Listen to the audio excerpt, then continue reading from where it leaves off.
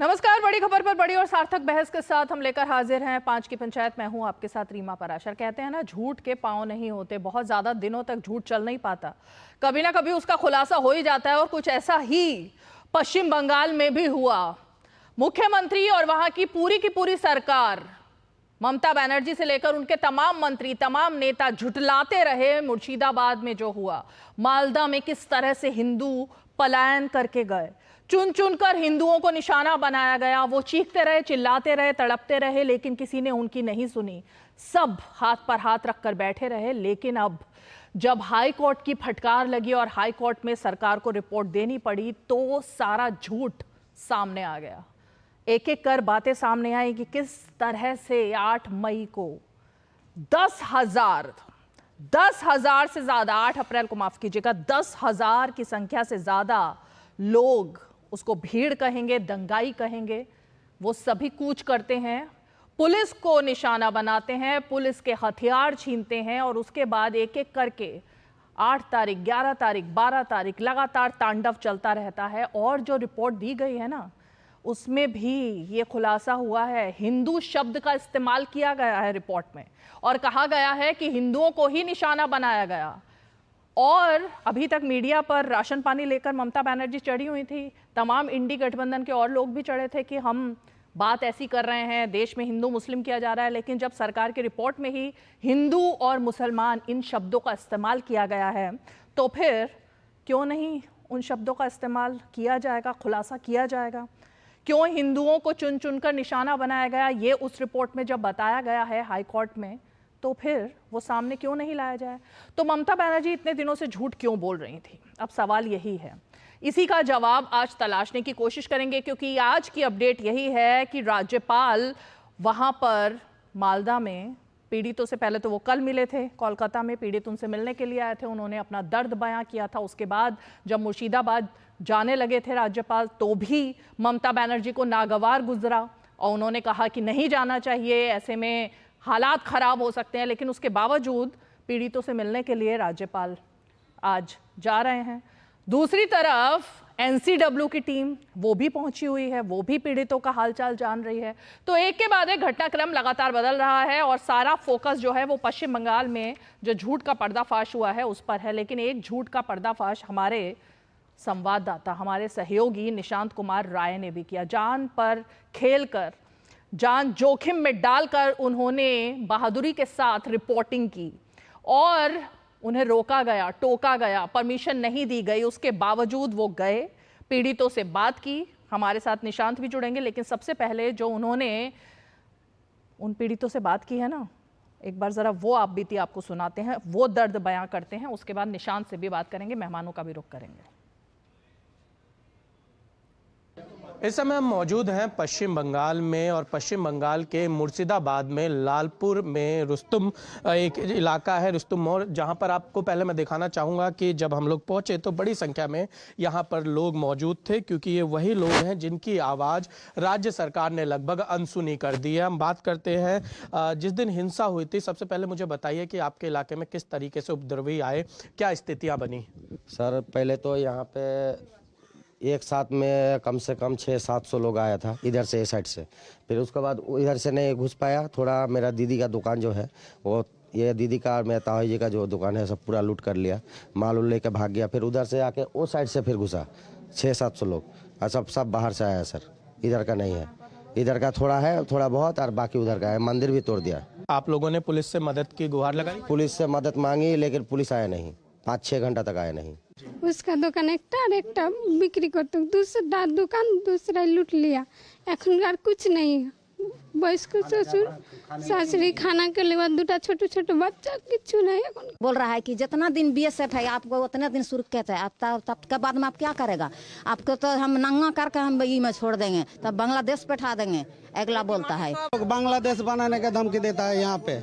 ये लोग का टारगेट है कि जितना हिंदू है मुर्शिदाबाद का अंदर सबको निकाल के इसको बांग्लादेश बनाएंगे। আমরা ভিতরে আছি, আমার স্বামীকে ছেলেকে টেনে নিয়ে যে কোপাইছে, সব মুখে ছাকনা লাগিয়ে লেগেছে। আমার বাড়িতে সব জ্বালানো হয়েছে, ঘর জ্বালিয়ে দিয়েছে লুটপাট করে।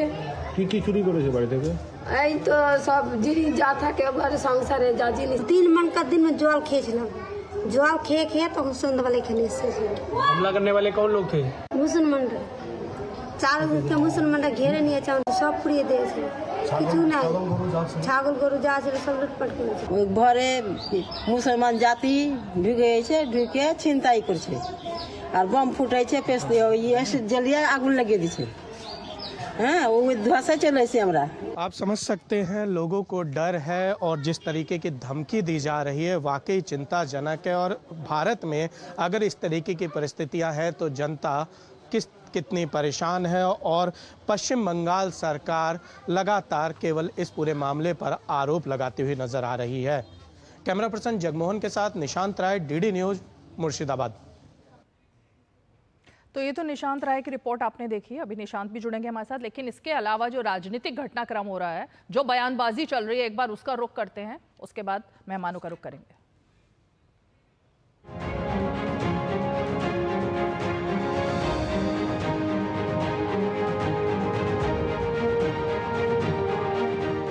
मुर्शिदाबाद पे किसी का मुंह नहीं खुल रहा है। बांग्लादेश में की घटना ने इन सबको चौराहे पर पूरी तरह नग्न करके रख दिया है।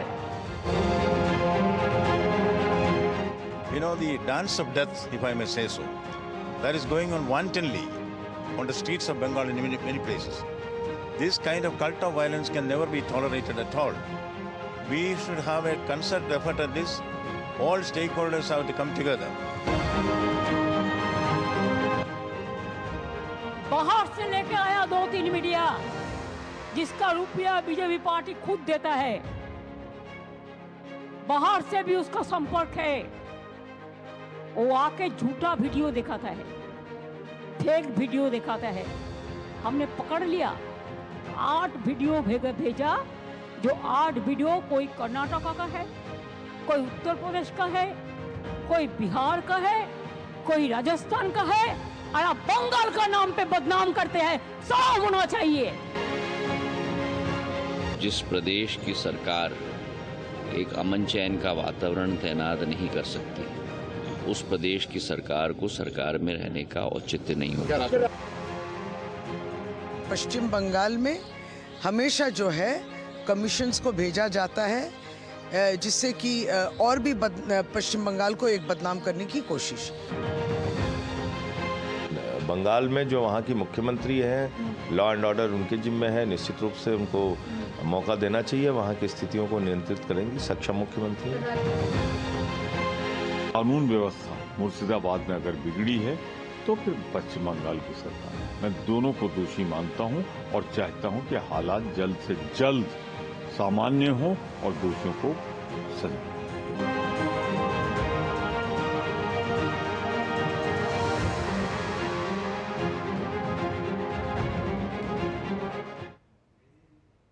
तो ये घटनाक्रम है और इसमें ममता बनर्जी का जो कबूलनामा है उसमें इतने सारे खुलासे हो ही गए हैं कि मुर्शिदाबाद हिंसा, उसमें जो बंगाल सरकार की रिपोर्ट है जो कलकत्ता हाई कोर्ट में पेश हुई है, किस तरीके से हिंदुओं को टारगेट किया गया, क्या हुआ 8 अप्रैल को, क्या हुआ 11 अप्रैल को, क्या हुआ 12 अप्रैल को, ये तमाम बातें जो हैं वो उसमें खुलासा हुआ है। लेकिन चलिए सबसे पहले तो हम निशांत का ही रुख कर लेते हैं, क्योंकि वो जान जोखिम पर में डालकर, और ये मैं ऐसे ही नहीं कह रही हूँ, जान जोखिम में डालकर, क्योंकि कल से अब तक देखने में मिल रहा है कि किस तरह उनको जगह जगह रोका जा रहा है, टोका जा रहा है, लेकिन फिर भी वो जा रहे हैं और वो अपना फर्ज निभा रहे हैं एक निष्पक्ष पत्रकार के तौर पर। निशांत, सबसे पहले तो मैं यही जानना चाहूंगी, आप अभी कहाँ मौजूद हैं?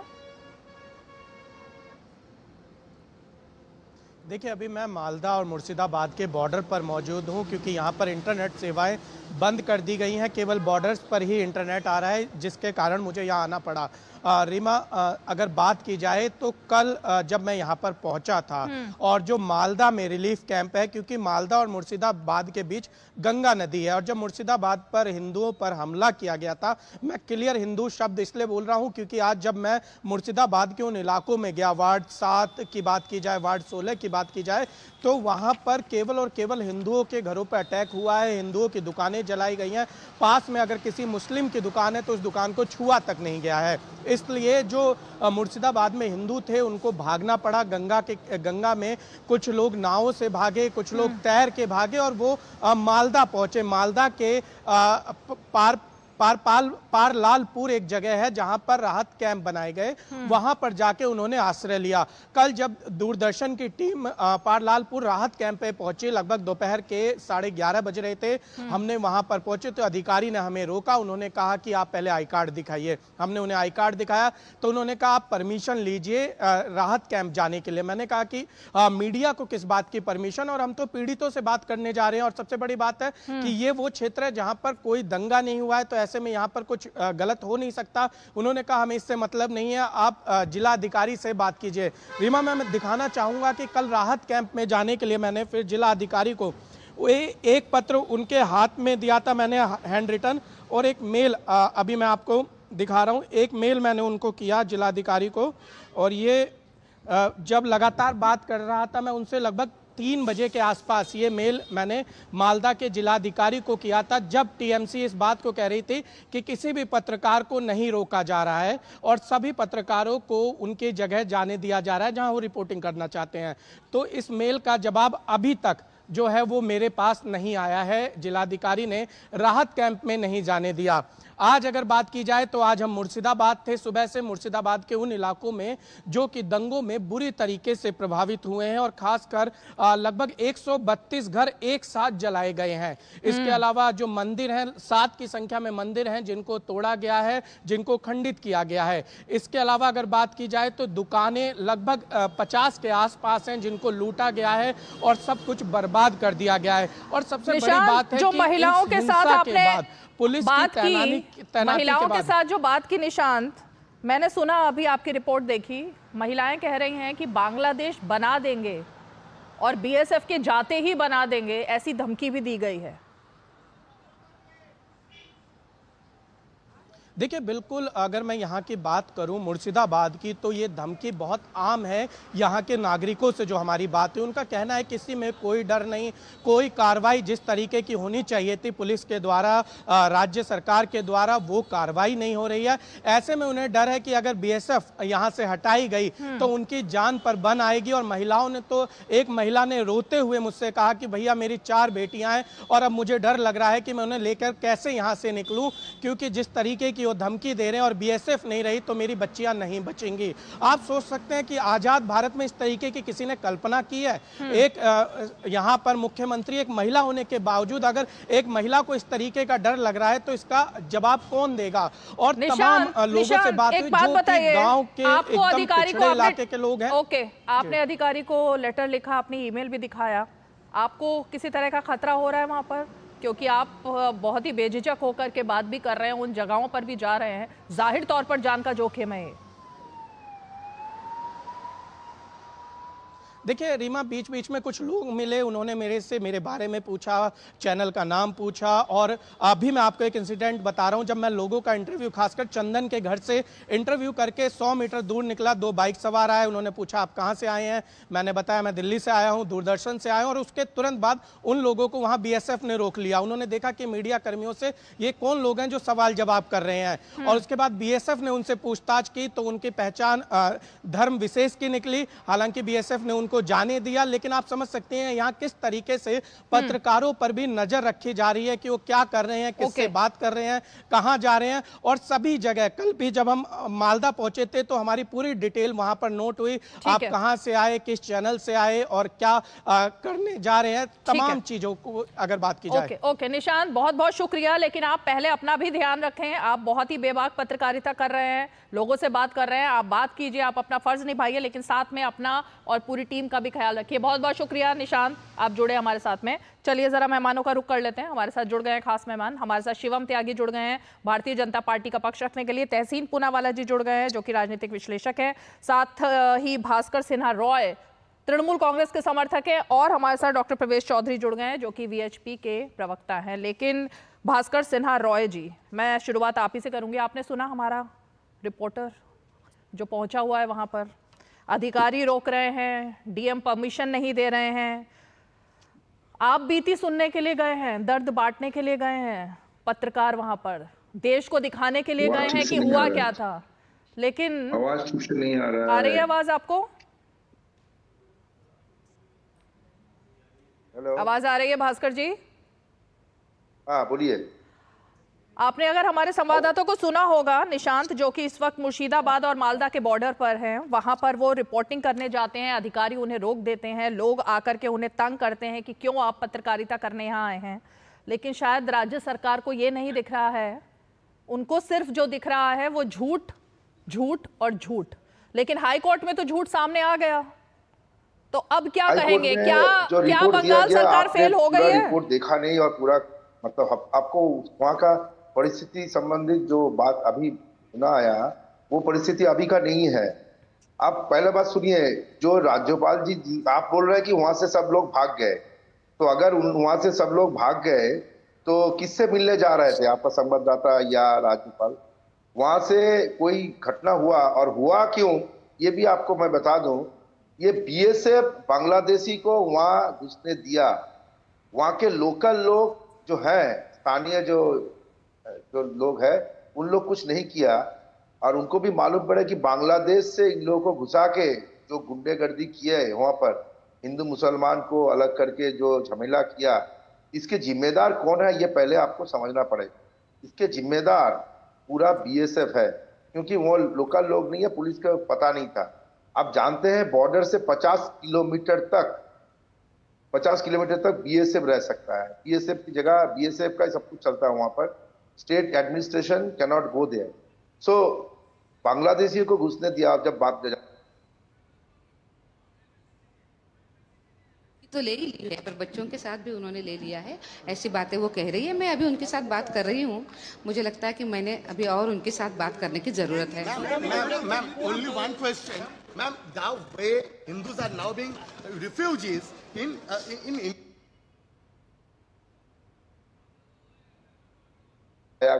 किया, और जिन लोगों को पकड़ा गया उन लोगों से 100-150 लोग का मातृभाषा हिंदी है, उन लोग बांग्ला उसको आता नहीं है। इसका कहने का मतलब ये है सब लोग बाहर से आए हैं। कहने का मतलब ये है भास्कर सिन्हा रॉय जी, भास्कर सिन्हा रॉय जी, भास्कर सिन्हा रॉय जी, और जानबूझ के इसके पीछे जो षड्यंत्र है ये। भास्कर जी आवाज आ रही है आप तक? देखिए, और एक बात आपको सही भास्कर जी आवाज आ रही है आप तक? वहाँ पर आपको मालूम होना चाहिए, एक लड़का, उसका उम्र 14 साल था, उनकी आवाज ठीक करवाइए, उन तक आवाज ही नहीं पहुंच रही। उसका गोली लगा, उसका मौत भी हो गया। और ये कहां से आपको मालूम पड़ा? वहाँ दुकानें भास्कर जी आप तक आवाज पहुंच रही है एंकर की? ऐसा बात नहीं है भास्कर जी, आवाज पहुंच रही है। मैं कहना चाहता हूँ, इसमें हिंदू मुसलमान अलग करके मत कीजिए। जो लोग खाया था, भास्कर कुमार रॉय जी आप तक आवाज पहुंच रही है या नहीं पहुंच रही है? ये आप नॉन स्टॉप बोल रहे हैं, लगता है आपको सुनाई नहीं दे रहा है, स्टूडियो की कमांड नहीं आ रही है आप तक। हाँ, अब वो चुप हुए। भास्कर जी आवाज आ रही है आप तक?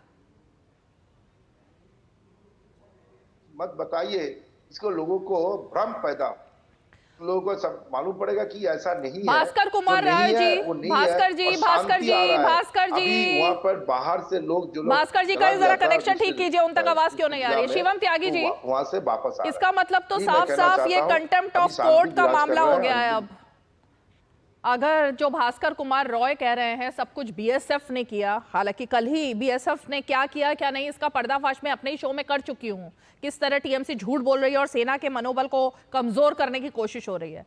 कोर्ट में कहा जा रहा है कि अंदरूनी तरीके से हुआ, सारे लोग जो 10,000 की मॉब आई वहां पर वो वहीं के लोग थे, कोई बाहरी नहीं था। और चैनल पर बैठकर तृणमूल कांग्रेस ये कहती है कि सारा दोष ही बीएसएफ का है। तो ये तो कंटेम्प्ट ऑफ कोर्ट का मामला हो गया। फिर आ रही हूं तहसीन जी आपके पास। रीमा जी, झूठ, मक्कारी, धोखेबाजी, हत्या, बलात्कार, लोगों को मार देना, घर जला देना, दुकान जला देना, ये सब अगर किसी के मत्थे आता है तो वो टीएमसी की सरकार के आता है। 8 तारीख को रिपोर्ट कह रही है, और ये इनकी रिपोर्ट कह रही है, मैं नहीं कह रहा हूं, ये टीएमसी वाले क्या कह रहे हैं इससे मतलब नहीं है। टीएमसी की सरकार ने हाई कोर्ट में हलफनामा दिया है, हलफनामे में कहा है कि 8 अप्रैल को जंगीपुर में 10,000 लोग इकट्ठे हुए, उन्होंने पुलिस वालों को पीटा, उन्होंने उपद्रव किया, उन्होंने आग लगाई, उन्होंने लोगों को मारा।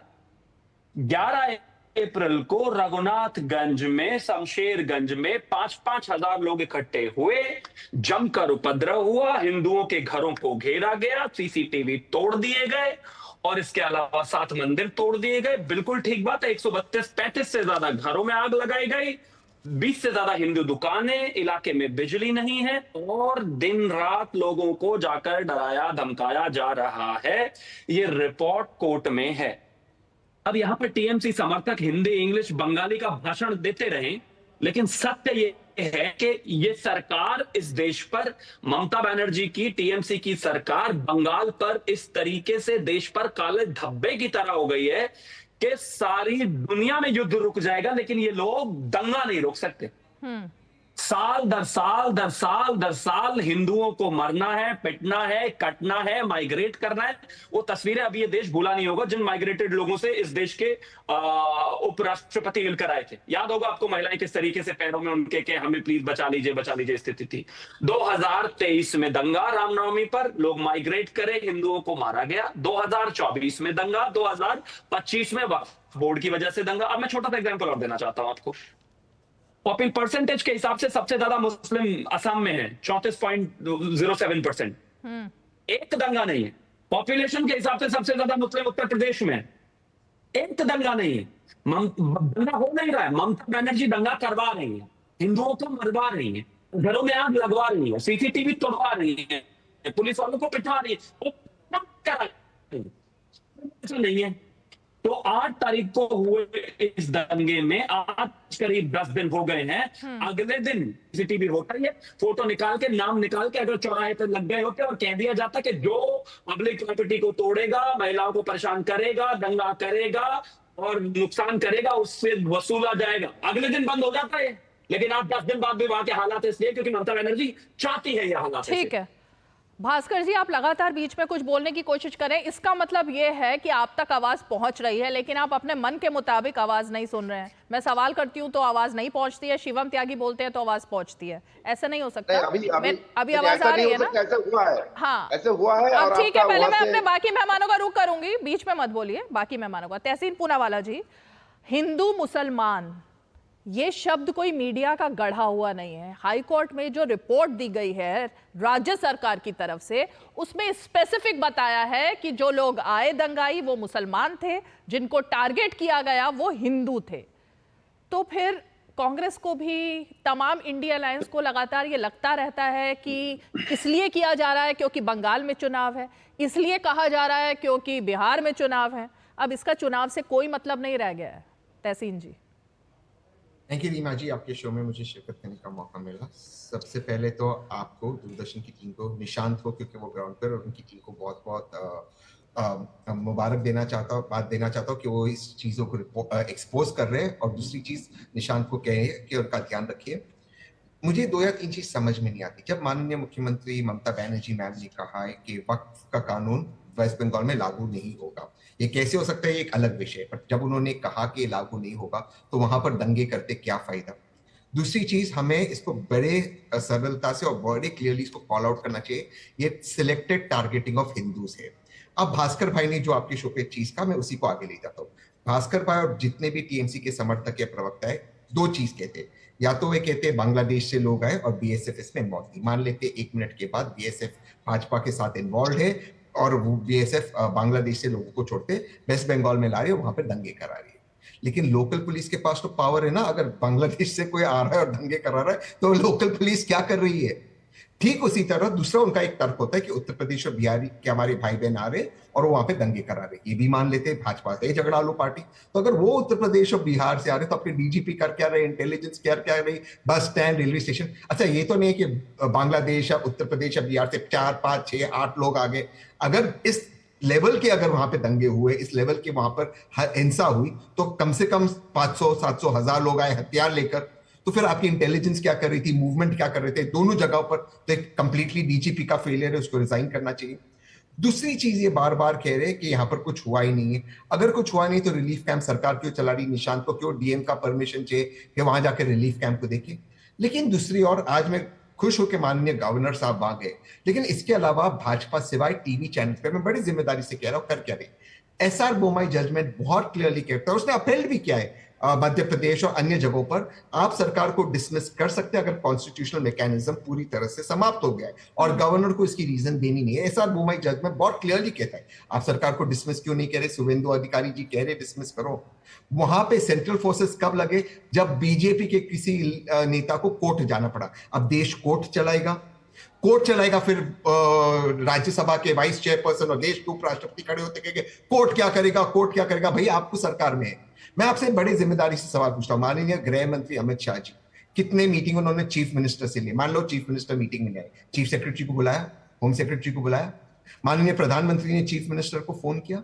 भाजपा भी पॉलिटिक्स कर रही है, भाजपा को भी पॉलिटिक्स करना है। अगर देश का गृह मंत्री पावरफुल होते तो वो आज इस दंगे को 24 घंटे में भेज देते, क्यों नहीं भेजा? इसलिए नहीं भेज। हाँ, जी मैं शिवम त्यागी से इसका जवाब लूं, लेकिन आप ये चाह रहे हो कि राष्ट्रपति शासन लगे वहां?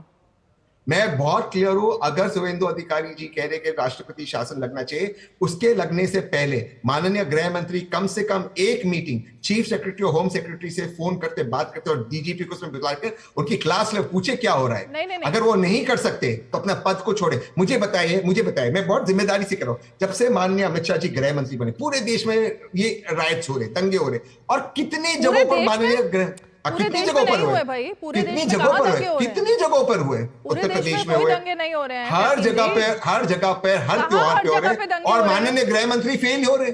कहाँ हर जगह पे दंगे हो रहे हैं? कहाँ हर जगह पे दंगे हो रहे हैं? तो अगर सिर्फ वेस्ट बंगाल में हो रहे तो आप बताइए उनकी रिपोर्ट का क्या? दिल्ली में पश्चिम बंगाल की स्पेसिफिक बात करें ना, हर जगह देश को इस तरह नहीं गुमराह करना चाहिए कि हर जगह दंगे हो रहे हैं। मैं हुई दिल्ली में 2 बार हुए, जब वे गृह मंत्री थे, यूनियन पुलिस उनके नीचे आती है, तो 2 बार हुए। एक्शन लिया गया उसके बाद, लेकिन मेरे बार इंटेलिजेंस फेल है सेंट्रल। मैं आपसे पूछ रहा हूं रीमा जी, मैं आपसे पूछ रहा हूं, एक सेंट्रल इंटेलिजेंस भी होता है, वो भी क्यों फेल हो गया? तो मैं बार पूछा माननीय, मैं मानता हूं कि इसमें भाजपा दंगे नहीं कर रही है, लेकिन भाजपा पॉलिटिक्स कर रही है। क्यों गृह मंत्री मीटिंग नहीं बुलाते? गृह मंत्री साहब मीटिंग बुला सकते, चीफ सेक्रेटरी होम सेक्रेटरी की क्लास ले सकते। मान ले कि ममता जी ने आएगी इस मीटिंग में, जो आपने इंटेलिजेंस शेयरिंग की है, कोई और शेयरिंग किया होगा, उसको पब्लिक डोमेन में डालिए, बताइए किस तरह से हो रहा है। ओके प्रवेश जी, अभी आपके पास आ रही हूँ, लेकिन शिवम त्यागी इसका जवाब देंगे पहले। See, where there is such a situation, you cannot play a devil's advocate. Tehseen Poonawalla is playing a devil's advocate here. दोनों तरफ ढलने से काम चलने वाला है नहीं। जब ऐसी बात हो तो बोल दो कि नहीं ममता दीदी भी गलत है, ये भी गलत है, लेकिन भाजपा भी गलत है। आपकी लीनिंग और इंक्लिनेशन ये पूरा हिंदुस्तान जानता है, कांग्रेस की तरफ है। शाही परिवार से आपका खास रिश्ता है, ये देश अच्छे तरीके से जानता है। आप जो यहाँ पर इतने लंबे लंबे चौड़े चौड़े भाषण दे रहे हैं आदरणीय गृह मंत्री जी को, आदरणीय प्रधानमंत्री जी को, केंद्र की सरकार को, आपकी अपनी पर्सनल कैपेसिटी में इतनी हैसियत तो है ही कि शाही परिवार को फोन लगा के कह दे कि भाई रिक्वेस्ट तो कर ही सकते हैं, उनको एडवाइस तो कर ही सकते हैं ना। इस तरीके से वहां लोग मर रहे हैं। कहिए ना जरा एक बार प्रियंका गांधी जी से और राहुल गांधी जी से कि जबान खोले। क्या फेविकॉल जम गया है क्या? चलो फेविकॉल जम गया होगा जबान से, लेकिन ट्वीट तो चल रहा है ना। सारी दुनिया में मुसलमानों को लेकर भाषण देने वाले लोग, एक शब्द नहीं निकला उनका अभी तक भी। ये पुनिया अभी खड़े होकर कह रहे थे, वो गोल गोल जलेबियां बनाने में लगे हुए थे, ऐसा है तो वैसा है, बहुत हुआ है, ये होना चाहिए, वो होना चाहिए। अरे पिछले 5 साल से इंफीरियर और लड़ कौन रहा है पश्चिम बंगाल में? वर्सेस में रखिए दोनों को। कौन लग रहा है? भाजपा लड़ रही है। जब भी भास्कर जी बीच में नहीं बोलेंगे, कोई नहीं बोल रहा है बीच में। भास्कर जी प्लीज म्यूट कीजिए इनको। भाजपा लड़ रही है वहां पर। जब भी कोई दिक्कत होती है हिंदुओं पर कौन लड़ता है? भाजपा लड़ती है वहां पर। जब माइग्रेशन होता है कौन बोलता है? भाजपा बोलती है वहां पर। जब वहां लोगों को मारा जाता है कौन खड़े होते हैं? भाजपा के नेता खड़े होते हैं वहां पर। जब रामनवमी का जुलूस निकालने दिया जाता है कौन खड़ा होता है? भाजपा के नेता खड़े होते हैं वहां पर। कांग्रेसियों की इतनी बेगैरती के पूरे देश में हिंदुओं से वोट लेते हैं और उनके नेता एक ट्वीट नहीं कर पाते, और उनके सबसे क्लोज एंड तहसीन पूनावाला यहाँ पर बैठकर भी गृह मंत्री से ही सवाल पूछेंगे। कभी उनसे सवाल पूछे, मत पूछिए सवाल, करिए उनको अरदास लगाइए कि सुनिए भाई एक ट्वीट तो कर दो। इतनी तो मॉरल रिस्पॉन्सिबिलिटी होनी चाहिए। You can not play devil's advocate every time कि भाई जहां भी कुछ बात तो नहीं, मैं मोदी जी के साथ हूं, मैं इसके साथ हूं, नहीं आप किसके साथ हैं, इट डजंट मैटर।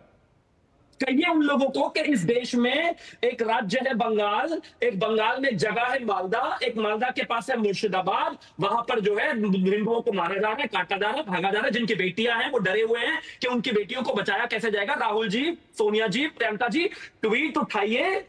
मान लिया अभी सरकार में नहीं हो, लेकिन इस देश में 58 साल सरकार में एक परिवार रहा है, खानदान रहा है, 5 जनरेशन को इस देश ने सत्ता दी है। 4 शब्द नहीं लिखे जा रहे हैं आपसे। क्योंकि मुस्लिम तुष्टीकरण करना है, क्योंकि आपके अलाय पे फर्क पड़ जाएगा। ये पॉइंट है, मुझे ब्रेक लेना है, लेकिन क्विक रिएक्शन तहसीन पूनावाला। अभी तक संभल की घटना होती है तो सभी लोग वहां जाने के लिए ट्वीट भी करते हैं और वहां जाने के लिए तैयार भी रहते हैं, चक्का जाम भी करते हैं, राहुल गांधी भी, प्रियंका वाड्रा भी। लेकिन क्या हुआ मालदा में, क्या हुआ मुर्शिदाबाद में? ये तो पॉइंट है ना, कहाँ है? वहां पर कांग्रेस भी जमीन पे अधीर रंजन चौधरी, सिर्फ अधीर रंजन चौधरी के अलावा एक चेहरा नहीं है। सेंट्रल आपके जो नेता हैं उनमें से कोई एक ट्वीट पर भी किसी ने ये नहीं आपत्ति जताई कि हो क्या रहा है। लेकिन एक चीज से मैं शिवम से इत्तेफाक रखता हूँ कि मैं राहुल जी और प्रियंका जी और रॉबर्ट जी से करीब, ये बात मैं मानता हूँ तो उनको।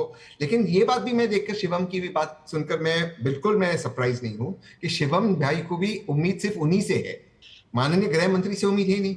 जिस दिन गृह मंत्री परफॉर्म करेंगे, जिस दिन राहुल जी गृह मंत्री बने, प्रियंका जी बने, और जरूर बनेगी, और राहुल जी प्रधानमंत्री बने, उनसे सवाल पूछूंगा।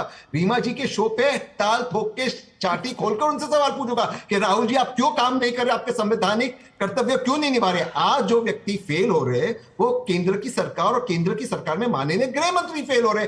मैं आपसे दोबारा बड़े विनम्रता से पूछता हूँ शिवम भाई, मेरे गृह मंत्री अमित शाह जी ने कितने मीटिंग बुलाए चीफ सेक्रेटरी, होम सेक्रेटरी के? मैं मानता हूं ममता जी पॉलिटिक्स कर रही है, लेकिन गृह मंत्री साहब तो उसके ऊपर है, क्यों नहीं बुला रहे? क्या चीफ सेक्रेटरी और होम सेक्रेटरी की हिम्मत है गृह मंत्री के सामने नहीं आने की? डीजीपी के साथ बात हुआ है माननीय गृह मंत्री का, हिंदुओं को मारा जा रहा है, भारतीयों को मारा जा रहा है, और गृह मंत्री साहब कुछ नहीं कर रहे। तहसीन पूनावाला, एक तो Rahul Gandhi leader of opposition है, 10 सेकंड, दूसरी बात यह है कि जब संभल की घटना हुई थी तब भी राहुल गांधी प्रधानमंत्री भी नहीं थे, गृह मंत्री भी नहीं थे, कोई पद उनके पास ऐसा नहीं था। लेकिन वहां जाने के लिए वो अगर तैयार रहते हैं तो मुर्शिदाबाद जाने के लिए उनको पहले पीएम बनना पड़ेगा और गृह मंत्री बनना पड़ेगा।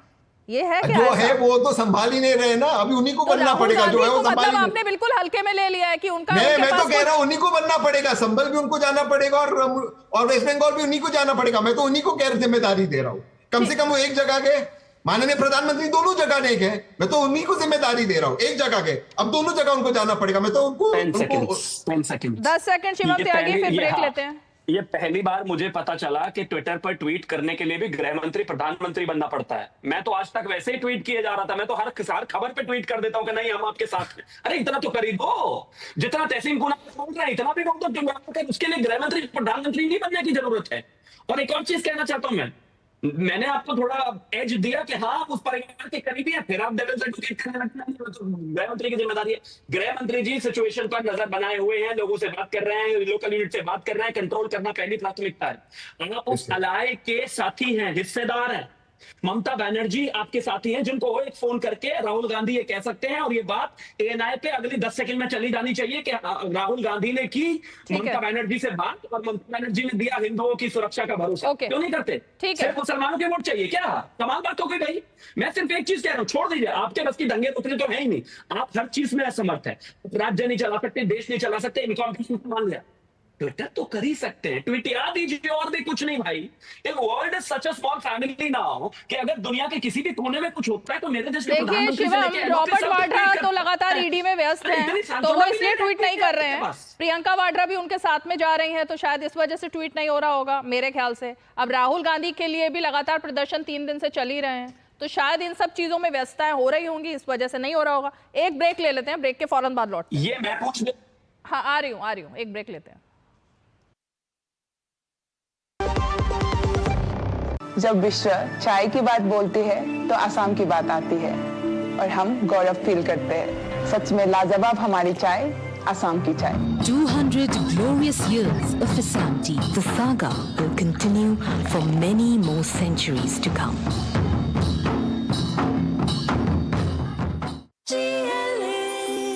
जो लक्ष्य चुना था समझ आने लगा है। GLA यूनिवर्सिटी, उच्च लक्ष्य की निश्चित प्राप्ति। चलिए प्रवेश चौधरी जी, अब पॉइंट यही है जो निकलकर सामने आया ना, शिवम त्यागी ने भी जो बात कही और तहसीन पूनावाला ने भी, कि सब कुछ लड़ाई तो वोट बैंक की है ये। अब जब वोट बैंक की ही बात है तो फिर वोट बैंक की ही बात हो जाए। प्रवेश जी, हिंदुओं का वोट कहाँ जाता है, मुसलमानों का वोट कहाँ जाता है? सुनिए, वोट की राजनीति तहसीन भाई के लिए होगी, हमारे लिए वोट की राजनीति नहीं है। हम बात करते हैं हम आम आवाम, जो वहां की जनता है, यानी जो हिंदू समाज है। आपको पता है जिस इलाके में ये हो रहा है वहां की आबादी लगभग 93.7% आबादी मुसलमानों की है। और उसी का परिणाम है कि नहीं, सुन लीजिए, अरे सुनिए भास्कर सिन्हा, सुन लीजिए भास्कर जी, उनकी बात पूरी होने दीजिए। वो किसी के बीच में नहीं बोले, वो किसी के बीच में नहीं बोले। एक मिनट रुकिए। हाँ बोलिए। कुछ महीने रह गए हैं, ठीक है, उसके बाद निकाल के बाहर फेंकेंगे। अच्छा ठीक है, बोलिए। मैं कह रहा हूँ अपनी बात कीजिए। और सुनिए, मैं आपके इशारे पे चलने वाले प्रशासन को भी कह रहा हूँ, उन अधिकारियों को भी कह रहा हूँ, उन पुलिस के कर्मचारियों को भी कह रहा हूँ, आपको कहां से कुछ महीने रह गए हैं, हिंदुत्व शक्ति की जीत होगी, हिंदुत्व शक्ति की जीत होगी, उसके बाद देखते क्या होगा। है शर्म आनी चाहिए आपको। वहां पर हमारे हिंदू समाज के ऊपर हमले हो रहे हैं, हमारा हिंदू समाज प्रताड़ित हो रहा है, उसकी दुकानें जला रहे हैं, उसके घर जला रहे हैं, वो बेघर हो रहा है। आप राजनीति कर रहे हैं, आप मुसलमान वोटों के लिए भाग रहे हैं, उस मुसलमान वोट के लिए भाग रहे हैं। तो मुसलमान जब संपन्न हुआ तो दारुल इस्लाम के लिए लड़ाई लड़ता है, उसके लिए आप कर रहे बात। आप उसके लिए बात मत करिए। भारत हिंदुस्तान है, हिंदू समाज का देश है, हिंदू आस्थाओं पे चलेगा। इस देश का बहुसंख्यक मुसलमान भी हिंदू आस्थाओं को मानता है, हिंदू परंपराओं को मानता है, हिंदू संस्कृति को मानता है। उसका मजहब मुसलमान हो सकता है, पूजा पद्धति मुसलमान हो सकता है। भास्कर जी क्या झूठ बोल रहे हैं? एक सेकंड भास्कर जी, क्या झूठ बोला? एक मिनट, क्या झूठ बोल रहे हैं प्रवेश जी? उन्होंने बोल रहा है कि 93% मुसलमान है वहां पर। 93%, 93%। कहां से मिला है? आपका ये चैनल में कह देते हैं आप लोग, कहां से मिला है? I want to know the source. अच्छा, आपका डेटा क्या कह रहा है? आप अपना डेटा बताइए। एक मिनट भास्कर जी, आपका डेटा क्या है भाई? आपको देखना चाहिए। अरे आपका डेटा क्या है? अपना डेटा बताइए ना। सही आपके पास है ना, आप बताइए सही डेटा। आप मानते हैं कि उन्होंने गलत डेटा दे रहे हैं और ये आप कह रहे हैं, वहां पर बैठ के कुछ भी कह देते हैं, आप मान लेंगे। आपका डेटा क्या है भास्कर जी? हम अपना जो बात करना है हम वही बात करेंगे।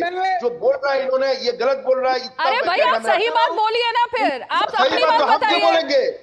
हम जो बोलेंगे हम अपना बात बोलेंगे। आपने कहने बोलिए, बोल क्यों नहीं पा रहे हैं आप? बताइए, सही बात बताइए। उनको कहिए कि उन्होंने शासन लागू होगा, आपका शासन समाप्त होगा, करने के लिए कहिए लागू होगा। अब ऐसे सब लोग बोलेंगे तो नहीं हो पाएगा। एक मिनट, एक एक करके भास्कर जी आप अपना डेटा बताइए। एक मिनट, अपना डेटा बताइए। कितने मुसलमान चाहते हैं आप? कौन सा डेटा? कहाँ के? आपने कहा प्रवेश जी झूठ बोल रहे हैं। क्या झूठ बोला उन्होंने, वो आप सच्चाई बता नहीं पा रहे हैं। नहीं, करेक्ट।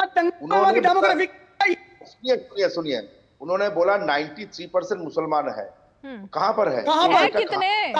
मुर्शिदाबाद के जाफराबाद इलाके में। जाफराबाद इलाके में आपने जनगणना की है? इलाके में कहाँ से मिला आपको?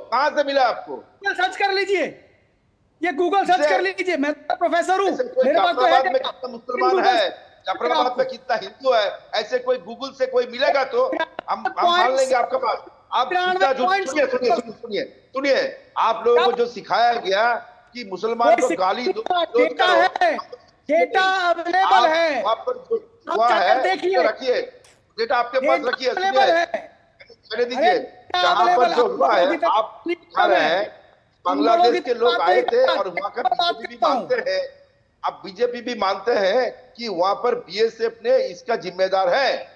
अब बीएसएफ जो घुसा दिया लोगों को, घुसा के दंगा करके भाग गया। क्या यूपी में दंगा नहीं होता है?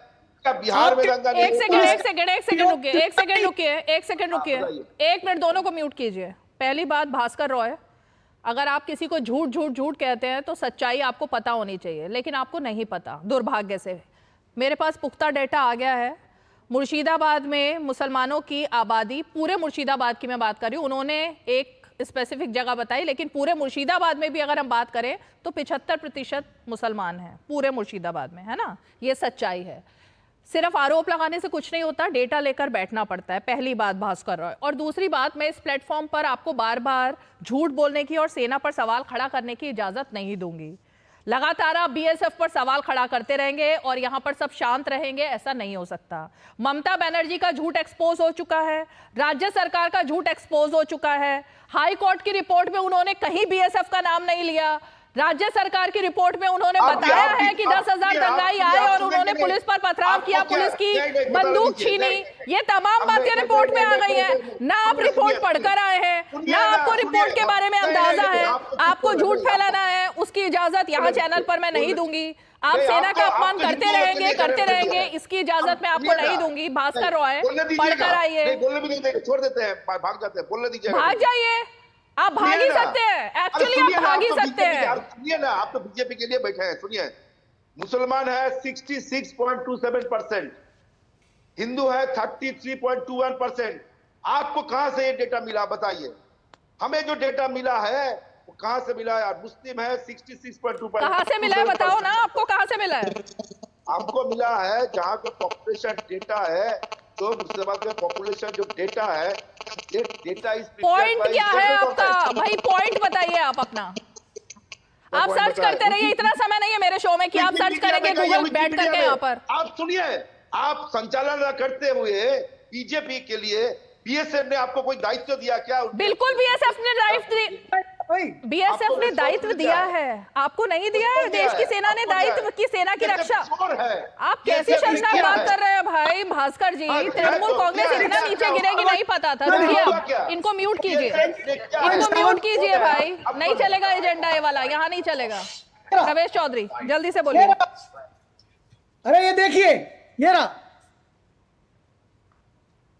झूठा एजेंडा नहीं चलेगा। एक प्रोफेसर से बात कर रहे हैं आप, एक प्रोफेसर से बात कर रहे हैं आप, झूठा नहीं चलेगा। ये रहा देखो डेटा। मेरे ख्याल से एक पॉइंट सभी के लिए है ये, इससे तहसीन भी पूरी तरह इत्तेफाक रखेंगे, शिवम त्यागी भी, डॉक्टर प्रवेश चौधरी भी, लेकिन टीएमसी के जो समर्थक बैठे हुए हैं भास्कर जी, उनको छोड़कर, कि देश की सेना के बारे में बार बार ये जो अपमानजनक शब्दों का इस्तेमाल होता है कोई नहीं कर सकता। राहुल गांधी ने भी जब किया था, मुझे लगता है तहसीन पूनावाला आपने तब भी उसको अपोज ही किया होगा, जब उन्होंने कहा था कि सेना के जवानों को पीट कर चीन ने खदेड़ दिया। आप तब भी उसके साथ नहीं खड़े होंगे शायद। हाँ, और तब भी जब माननीय प्रधानमंत्री जी ने कहा था कि जो व्यापारी है, ट्रेडर्स है, वो उतना ही रिस्क लेते जितने हमारी सेना के लोग। मैं इन स्टेटमेंट से बिल्कुल इत्तेफाक नहीं रखता हूँ। लेकिन एक चीज मैं कहना चाहता हूँ, मैं दोबारा से भास्कर जी से एक बात बड़ी विनम्रता से कहना चाहता हूँ। अगर कहीं से बांग्लादेश से माइग्रेशन हो रहा है तो फिर लोकल पुलिस और लोकल इंटेलिजेंस क्या करेगी? मैं मान लेते कि बांग्लादेश से माइग्रेशन हो, बॉर्डर बड़ा है, कहीं पर फेंसिंग नहीं हुई, तो आपकी लोकल पुलिस क्या कर रही है? उन्होंने उन लोगों को अरेस्ट नहीं किया क्या? भास्कर जी, दूरदर्शन क्योंकि बहुत सीरियस चैनल है, आप आकर ये कह रहे हो कि हमारे मुल्क के अंदर दूसरे मुल्क से इतनी बड़ी संख्या में लोग आकर हमारे मुल्क में जानते कहां पर वल्नरेबल स्पॉट्स है, सिर्फ हिंदुओं को टारगेट कर सकते हैं। उन्हें कैसे पता बांग्लादेश से कोई आया, उसको कैसे पता कि ये हिंदू का घर है, ये मुसलमान का घर है, और सिर्फ हिंदुओं को टारगेट कर सकते हैं? जवाब दीजिए भास्कर रॉय। तो क्यों हम गलत कह रहे? जहां हम गलत है वहां गलती मानकर उसको सुधारते रहिए। हमारे लोग हैं, ये हमारे भारतीय है। भास्कर रॉय जवाब दीजिए।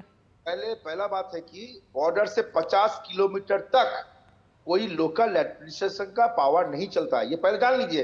पहले 5 किलोमीटर, अभी हाँ, माने from the border up to 50 kilometre from the border प्रशासन का कोई रिस्पॉन्सिबिलिटी नहीं है, पूरा बीएसएफ का अंडर रहता है। दूसरा बात यह है कि आप तो कह रहे हैं, आप अपनी इलाका में अचानक अगर ऐसे कोई बांग्लादेशी जो गुंडे लोग हैं जिसको मालूम है कि कहां पर आग लगाना है, अच्छा आपको ये कहां से मिला? मैं बहुत विनम्रता से कह रहा हूं।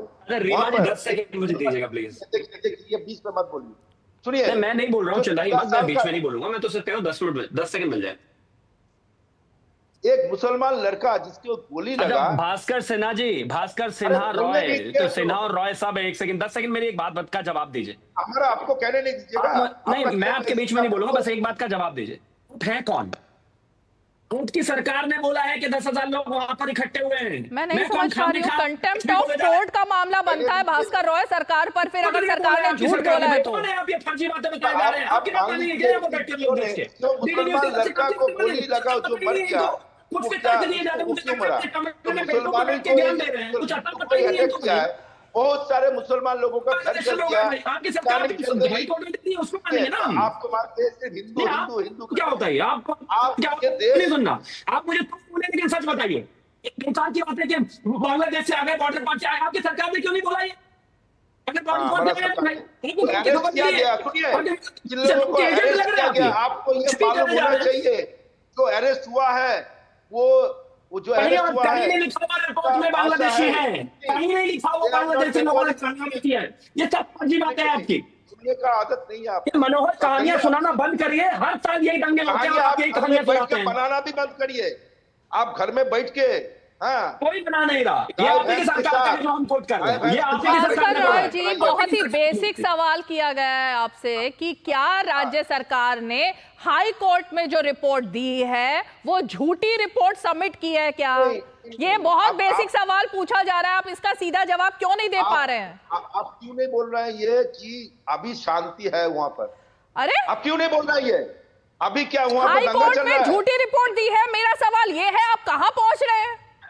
हाईकोर्ट का जो रिपोर्ट है मैंने अभी तक देखा नहीं। आपने नहीं देखा तो आप शो पर वैसे ही आ गए ना, तो अब मैं क्या कहूँ? बहुत बढ़िया। जब आप पढ़कर ही नहीं आए हो, आज की सबसे बड़ी खबर वो आपने नजरअंदाज कर दी।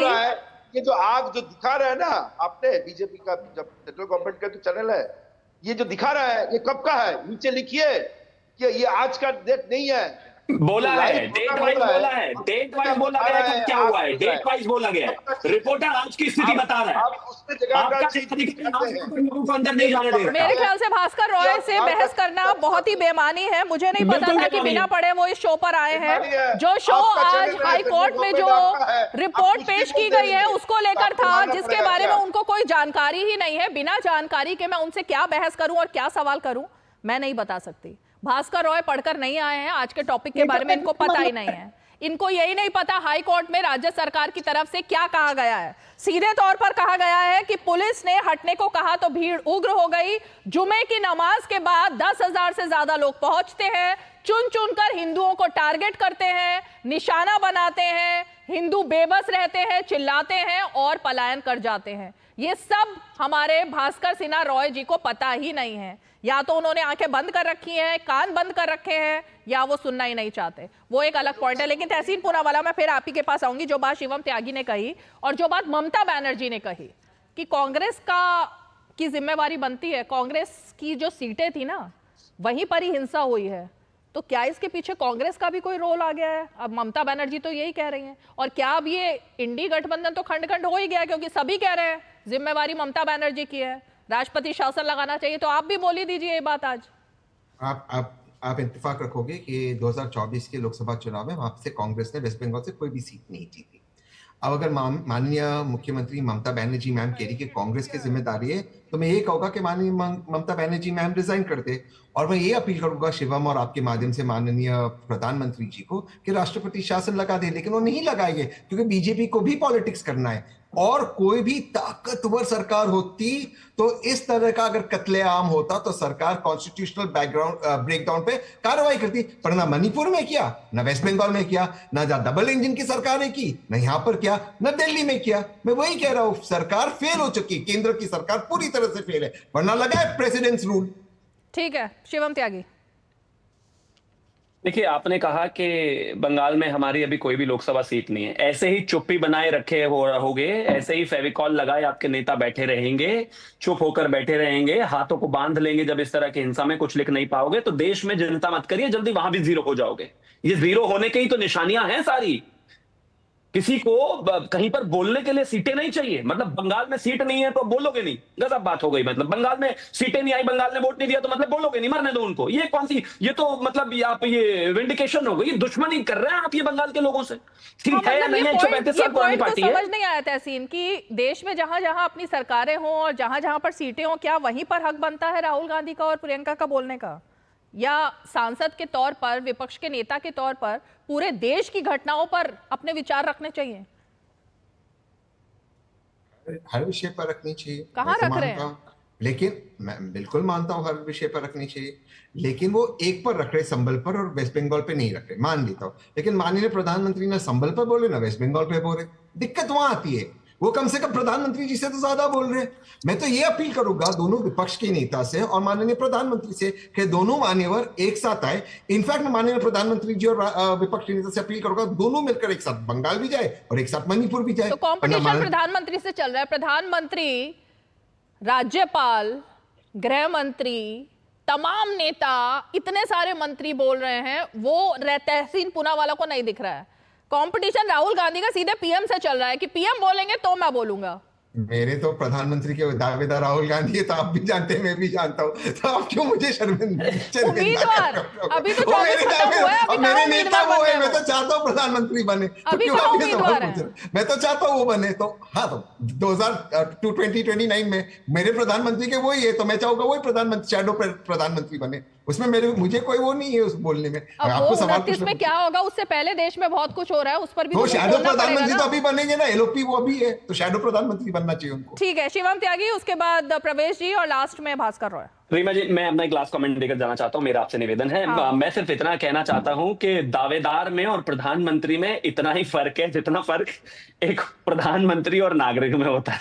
अभी वो दावेदार ही है पिछले 15 साल से। भाई मैं तो कहता हूँ कि दावेदारी ठीक है, लेकिन दावेदार होने के साथ साथ जिम्मेदारी भी है। एलओपी तो है ना, देश के एलओपी है। मतलब ऐसा थोड़ी ना है कि जहां जहां कांग्रेस को सीट मिली है वहीं के एलओपी है, या जहां जहां आपकी सरकार है वहीं के एलओपी है। नहीं, देश के एलओपी है। लीडर ऑफ ऑपोजिशन वो टी शर्ट वी शर्ट पहन के जो माहौल बनाकर आते हैं, उनको कहिए इस देश में बंगाल लगता है। वो अपनी माचोनेस जो है वो बंगाल के हिंदुओं के लिए ट्विटर पर 2 शब्द लिखकर दिखाएं।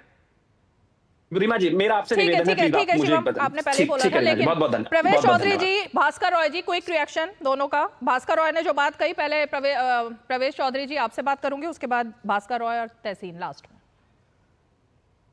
में। भास्कर रॉय का सारा डेटा जो है वो नहीं, वो पढ़ के नहीं आए हैं, पता नहीं कहां से लेकर आए हैं, ऑलरेडी सारा कुछ पड़ा हुआ है। लेकिन मैं सिर्फ इतना कहना चाह रहा हूं, मैं इस बात कहता हूं कि जब नाश मनुज का आता है पहले विवेक मर जाता है। ये बहुत बड़ी चौपाई है। तो इनका अब अंत तय हो गया है, क्योंकि इन्होंने हिंदुत्व शक्ति को चैलेंज किया है, और हिंदुत्व शक्ति को इस्लाम से चैलेंज नहीं हो सकता है। अरे 1000 साल का शासन था भारत के अंदर, हम ठोक के लड़े और जीते, निकाल के बाहर करा। लेकिन मेरा सवाल प्रवेश चौधरी जी आपसे ये है कि हर जगह से हिंदुओं के अगर पलायन की खबरें आती हैं, हिंदू अगर इतने ज्यादा पीड़ित हो गए हैं अब, तो फिर किया क्या जा रहा है? पॉइंट तो ये भी बनता है ना, कहाँ जाए वो? ये आप हिंदू है क्या? प्रमाण क्या है आप हिंदू हैं? अच्छा, आप क्या है भास्कर जी, आप क्या हैं? आप समर्थक हैं या नहीं है? कुछ और है क्या? आप बार बार बीच में कूद रहे हैं। आप रुकिए एक मिनट, प्रवेश चौधरी से जवाब सवाल था मेरा। हमने कल प्रदर्शन रखा है पूरे देश भर में। हम राष्ट्रपति शासन की मांग कर रहे हैं, एनआईए से जांच करने की मांग कर रहे हैं। हमारी इकाइयां मुर्शिदाबाद में, मालदा में और बंगाल के अंदर तत्परता से हिंदू समाज के संरक्षण के लिए खड़ी हैं। आवश्यकता ना पड़े कि हम पूरा देश कूच करें। विश्व हिंदू परिषद की 1 लाख से ज्यादा इकाई है, हालत खराब कर देंगे ममता बनर्जी की। इसको समझ लेना आप। ठीक है, हमारी अपनी शक्ति है, और शक्ति बहुत मजबूत शक्ति। ठीक है, तहसीन पूनावाला क्विक रिएक्शन इसी बात पर लास्ट में 1 मिनट। आपको कुछ बोलना ही नहीं है भास्कर जी, तो क्या मैं आपके पास आऊं? 1 मिनट, क्या बोलेंगे? बोलिए जल्दी, 10 सेकंड। पहला बात है कि I am rectifying you. Congress को 1 सीट मिला था बंगाल से, दैट इज मालदा दक्षिण। आप तो कुछ नहीं जानते हैं, आपको तो सुधार देना चाहिए।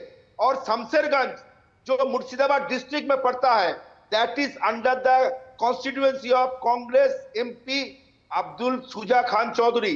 सो Congress got 1 seat from West Bengal in 2024। ये सब जानते नहीं है आप लोग, राजनीतिक विश्लेषक बन के आ जाते हैं कहां। तहसीन सुधार लीजिएगा। तहसीन, आप मानते हैं कि Congress has got 1 seat from West Bengal? You don't have that. Tahseen ji, Malda Dakshin, Malda south, okay, it is one by Abdul Suja Khan बोलिए चौधरी। आप, वो जवाब सुनिए। देखिए जहां तक मेरी नॉलेज है, कांग्रेस वहां पर नहीं जीती थी वेस्ट बंगाल में। कांग्रेस को कोई सीट नहीं मिली थी वेस्ट बंगाल के अंदर लोकसभा चुनाव के अंदर। वो असेंबली की बात करें, कांग्रेस को नहीं मिली थी लोकसभा के अंदर। अरे नहीं, MP, he is an MP, you know nothing. Abdul Suja Khan Chowdhury, he won from Malda south, Malda दक्षिण। कांग्रेस उम्मीदवार थे, अब जानते नहीं है, जानकारी अरे भाई कांग्रेस नहीं जीती मालदा से। अरे आप चुप रहिए तो। क्या नाम है एमपी का? नाम क्या है भास्कर जी? एमपी का नाम क्या है? पूजा खान चौधरी मालदा दक्षिण से 2024 में जीता है। क्या जानते नहीं है? एक मिनट चेक करने दीजिए, चेक कर लीजिए प्लीज। पूजा खान मालदा दक्षिण पॉइंट क्या है? पॉइंट क्या है भाई? एक मिनट वो बताइए ना। वही है, उनके अंदर मालदा दक्षिण के अंदर शमशेरगंज पड़ता है मुर्शिदाबाद डिस्ट्रिक्ट के, और शमशेरगंज का जहां पर दंगा हुआ वहां पर कांग्रेस का जड़ ज्यादा अच्छा है, पकड़ अच्छा है, तो कांग्रेस को भी जिम्मेदारी। और क्या हुआ, संसद को हमने देख नहीं पाए।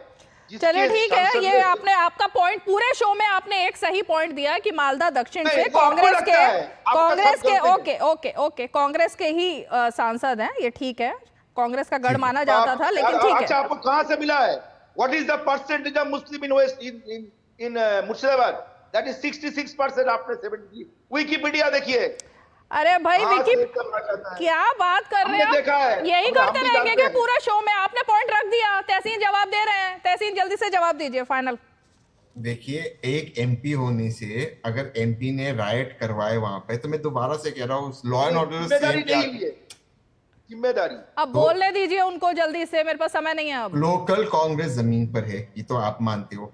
जिम्मेदारी होम मिनिस्ट्री की, जिम्मेदारी ममता बनर्जी मैम की, दोनों छोड़कर कांग्रेस पे जिम्मेदारी डाल रहे हैं। ये अजब नूरा कुश्ती है। बीजेपी भी कांग्रेस को जिम्मेदार मानती है, टीएमसी भी कांग्रेस को जिम्मेदार मानती है। एक एमपी के साथ अगर कांग्रेस जिम्मेदार है वेस्ट बंगाल के, तो फिर ममता जी और अमित शाह जी छोड़ दें कुर्सी और कांग्रेस के चलन दे। बहुत बहुत शुक्रिया आप दोनों और सभी खास मेहमान हमारे साथ 5 की पंचायत में जुड़े, और इसीलिए झूठ का झूठ सच का सच वो सभी सामने आ चुका है, हाई कोर्ट में भी सामने आ चुका है, पीड़ितों का दर्द भी सामने आ चुका है। अब देखते हैं पश्चिम बंगाल में होता क्या है। 5 की पंचायत में आज इतना ही। सोमवार को फिर होगी मुलाकात, तब तक के लिए हमें दीजिए इजाजत। नमस्कार।